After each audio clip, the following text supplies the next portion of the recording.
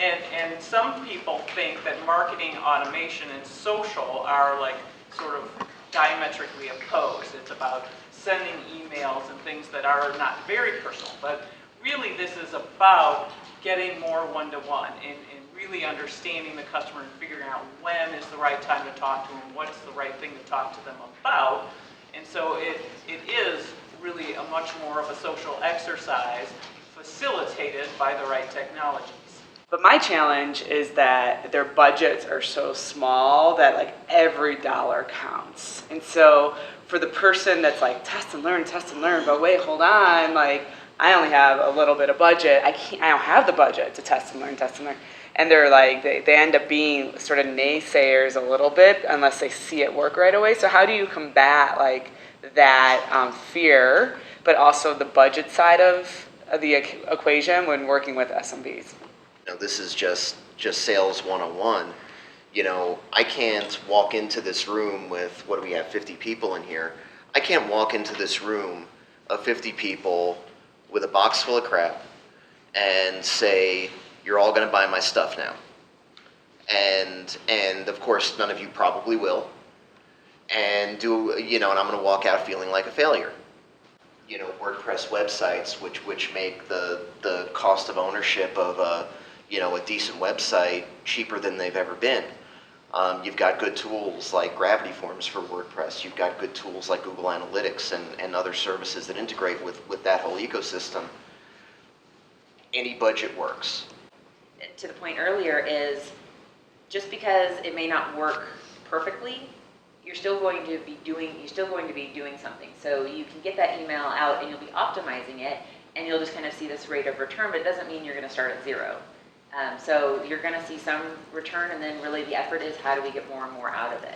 What's the core automation tool you guys would suggest? Not everybody's going to be able to afford Salesforce, obviously. So is it a CRM system, MailChimp? What is the one piece you absolutely have to start with to get these people started? Everybody's starting at a different point. You know, these guys have a database of over 10,000 hand raisers over the years. They've got a pretty robust sales funnel. If you don't even have a database of customers to market to, you got to start there of building that database and investing in a lot of tools to automate nurturing of a non-existing customer base is not the right place to start. So I think you have to gauge where somebody's starting before you can say which is the first tool they should invest in. What is that first problem you're trying to solve? And then go out and look for a tool that can solve that problem. You can always grow.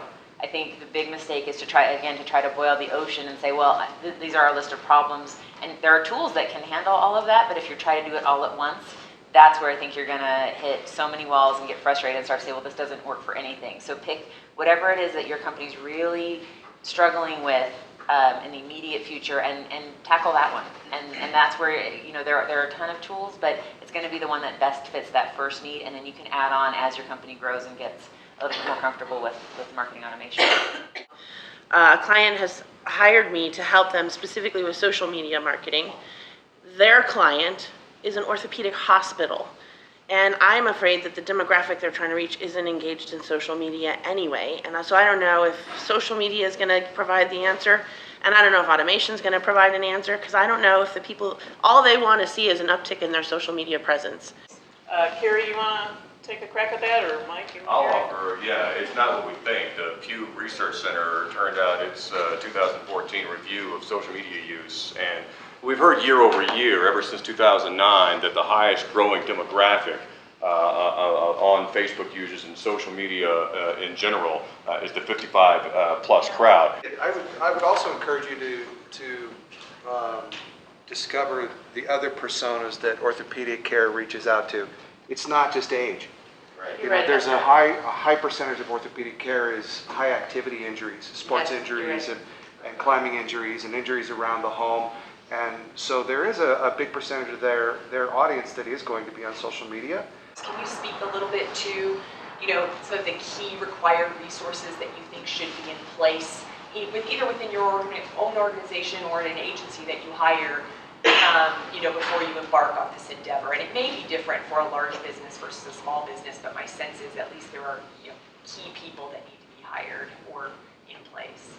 So what's your business requirement and what you're really trying to accomplish? You know, if you go out and put a marketing automation tool in place and you don't have an effective inside sales force that can deal with set leads coming in, it's sort of irrelevant that you're going out and generating leads if you can't follow up on them, right? So what are you trying to accomplish? Is it lead gen? Is it, you know, are you trying to do market awareness? I mean, what is it that you're trying to accomplish? And I think that'll help significantly drive what resources required to do that. And again, that's going to become a living, breathing animal. And there has to be a commitment to you know, and I mean, sometimes, you know, the team in a, you know, in a smaller organization is like, you know, hey, look at me, I'm the VP of sales. Now look at me, I run marketing. And by the way, I'm the CFO as well. But still, you know, even in that, you know, sort of schizophrenic team, where I've got all the different voices in my head, I still have to be bought into change. I need to change the way that I'm doing things. I need to, you know, I need to understand that there may be a degree, sometimes minor, sometimes major degree of short-term pain in order to get over the mountain and get where I need to go. It doesn't necessarily need to be scary, expensive, or resource heavy. It just needs to be right for your business. And they're typically going to be, you know, solutions for a lot of different folks at a lot of different price points. But you have to be committed to the solution. You have to be committed to changing the way that you're doing things for the better. And you've got to understand where you're going. With all these moving parts that you're talking about, it sounds to me like the big challenge is trying to pick a path that's actually sustainable for the size of your business. It's a process and you must plan for it. You have to know where you want to go, even if it's just 2 steps further down the road than you are today. You have to know where you in fact want to go before you start throwing stuff at the wall to see what sticks.